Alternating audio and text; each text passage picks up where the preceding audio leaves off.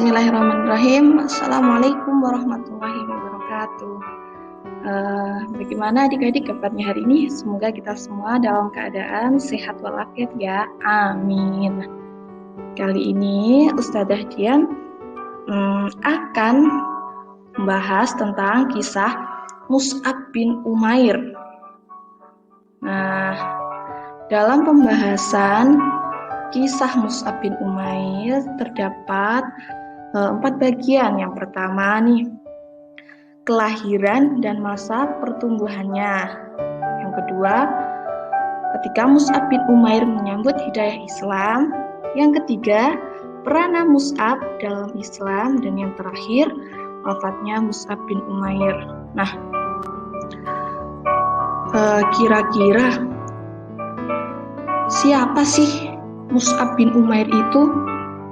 Nah, Rasulullah Shallallahu Alaihi Wasallam bersabda, "Aku tidak pernah melihat seorang pun di Mekah yang lebih rapi rambutnya, paling bagus pakaiannya, dan paling banyak diberi kenikmatan selain dari dirinya."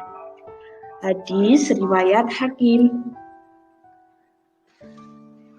Nah, selanjutnya kita memasuki ke kelahiran Mus'ab bin Umair. Nah, Mus'ab bin Umair ini dilahirkan pada tahun 585 Masehi atau 14 tahun lebih muda dari Rasulullah.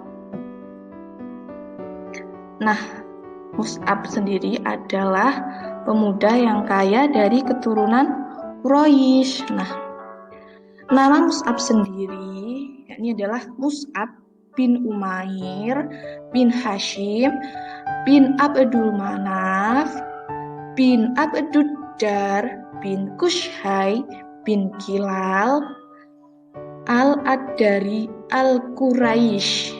Nah, ayahnya sendiri bernama Umair bin Hisham dari suku yang terpandang dan sangat terkenal. Sedangkan ibunya sendiri bernama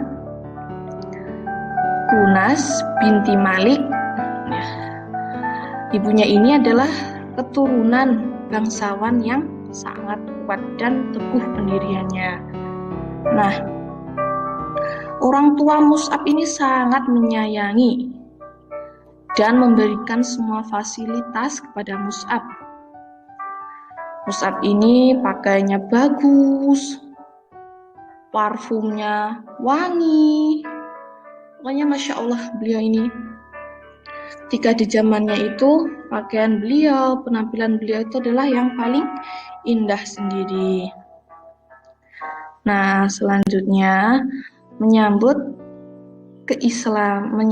hidayah Islam. Nah, ia mendatangi Nabi di rumah Al-Arqam dan menyatakan keimanannya. Nah, pada saat itu ia mendengar berita dari masyarakat Mekah bahwa seorang yang diberi julukan Al-Amin, yaitu Nabi Muhammad sendiri, telah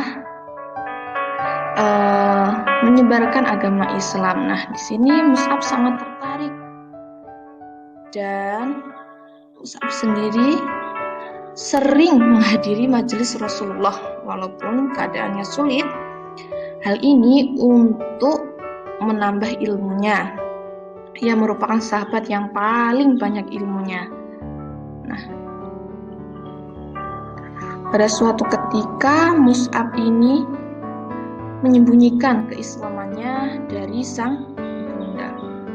Sebab sang ibunda ini belum beragama Islam ya adik-adik. Nah,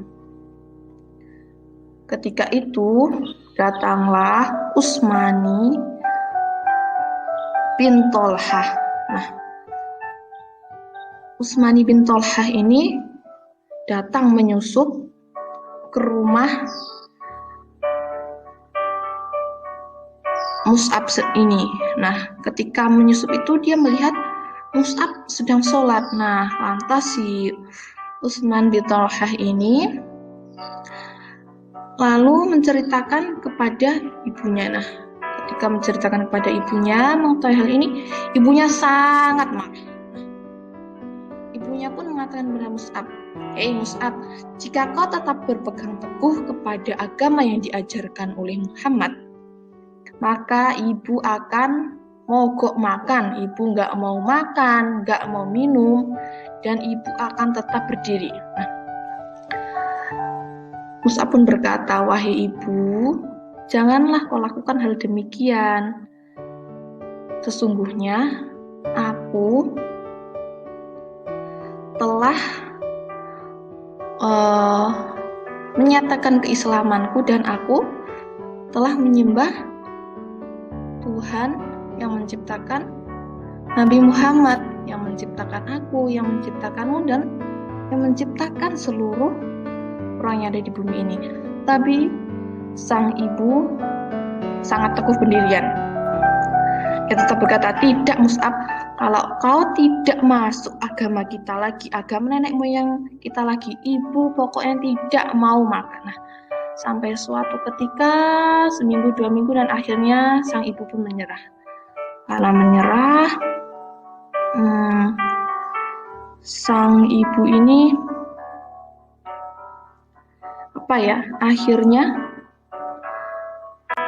akhirnya jengkel. Kok si Mus'ab ini tidak nyerah-nyerah juga ketika sang ibu mogok makan. Seharusnya kan Mus'ab kasihan ketika ibunya mogok makan, tapi inilah yang dilakukan Mus'ab karena dia teguh pendiriannya. Nah, setelah itu Mus'ab mendapatkan siksaan secara fisik hingga tubuhnya kurus dan penuh luka memar. Kulitnya pecah-pecah,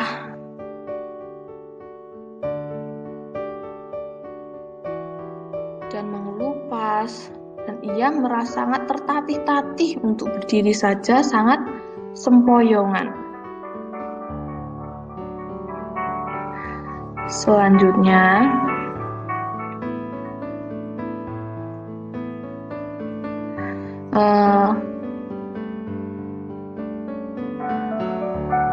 Mus'ab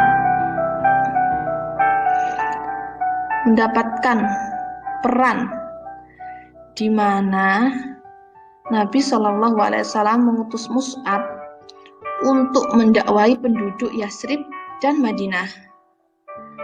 Nah, di sana Mus'ab mengislamkan salah satu sahabat yang bernama Sa'ad bin Mu'az, yang merupakan tokoh utama di Madinah. Nah, berkat jasa Mus'ab tersebut, Madinah menjadi salah satu tempat pilihan hijrah Rasulullah. Nah, selanjutnya wafatnya Mus'ab bin Umair. Jadi Mus'ab bin Umair ini wafat ketika perang Uhud.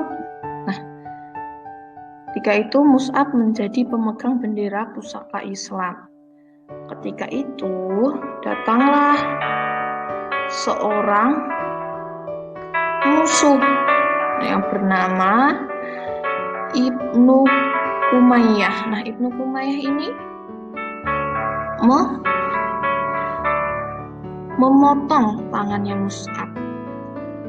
Setelah tangan kanannya dipotong, setelah itu Mus'ab memegang dengan tangan kiri. Ketika memegang dengan tangan kiri, dipotong lagi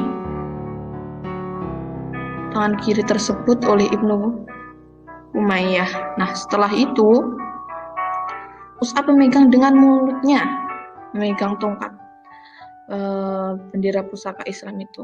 Nah, ketika itu Mus'ab lantas dibunuh. Nah, akhirnya Rasulullah dan para sahabat tak bisa kok menahan tangisnya. Rasulullah bersedih. Sebab apa? Sebab pada kematian Mus'ab ini, ketika kain kafannya ditutupkan ke atas kepala, kaki pun terlihat. Ketika ditarik, ke ujung kaki, kepala yang terlihat. Lantas Rasulullah memerintahkan para sahabatnya untuk menarik kain kafan tersebut ke sebagian menutupi kepala. Akhirnya bagian kaki tidak tertutup dan ditutupi dedaunan. Nah, di sini Rasulullah sangat sedih. Dulunya Mus'ab adalah orang yang kaya, pakaiannya bagus, tapi ketika meninggal, Mus'ab hanya berkafankan kain yang tidak bisa menutupi kakinya. Dan sebelum meninggal, Mus'ab membaca surat Ali Imran ayat 44 yang artinya, tidaklah Muhammad melainkan seorang utusan sebagaimana utusan-utusan sebelumnya.